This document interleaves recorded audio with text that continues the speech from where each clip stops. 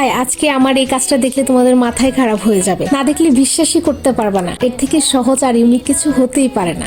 Hello, কি অবস্থা সবার? প্রত্যেকবারের মতোই খুবই ইউনিক আর খুবই কাজের একটা জিনিস নিয়ে হাজির হয়েছি তোমাদের কাছে। দেখতেই পাচ্ছ আমার হাতে বিস্কিটের কাগজ। এই কাগজ দিয়ে যে এত সুন্দর জিনিস বানানো যায় তা তোমরা আমার এই ভিডিও দেখলেই বুঝতে পারবে। আমি কি বানিয়েছি চলো তাই দেখে আসি।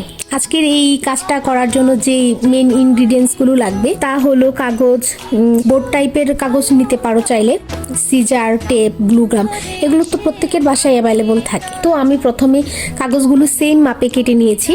এরকম শেপ মতো সবগুলোই কেটে নিব। এরকম শেপ মতো সবগুলোই কেটে নিব। আমি 4টা কাগজ কেটে নিয়েছি। তোমরা চাইলে বিস্কিটের কাগজ বা অন্য কোনো বোর্ড টাইপের কাগজ বা আর্ট পেপার যে কোনো কিছু ইউজ করতে পারো, কোনো সমস্যা নেই। তো আমার কাছে ছিল না তাই আমি বিস্কিটের কাগজ ব্যবহার করেছি।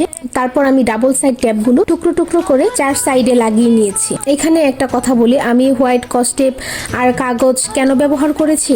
আমি যদি এই কস্টেপটা না দিতাম তাহলে কিন্তু জিনিসটা একটু চিকন মজবুত কম হতো, একটু চিকন হতো এবং মজবুত কম হতো।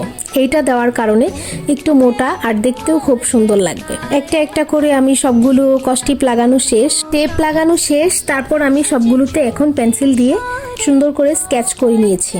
আমি যে ডিজাইনগুলো করব সেই লোগোগুলো আমি স্কেচ করে নিয়েছি।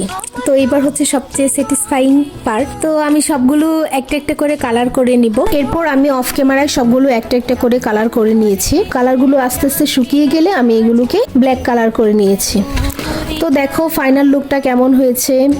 চলো দেখে আসি ফাইনাল লুকটা কেমন হয়েছে। ওয়াও, খুব সুন্দর তাই না? আমার ভিডিও তোমাদের কেমন লেগেছে অবশ্যই কমেন্টস করে জানাবা। আজকের ভিডিও এই পর্যন্তই, দেখা হচ্ছে পরের কোনো ভিডিওতে। টাটা।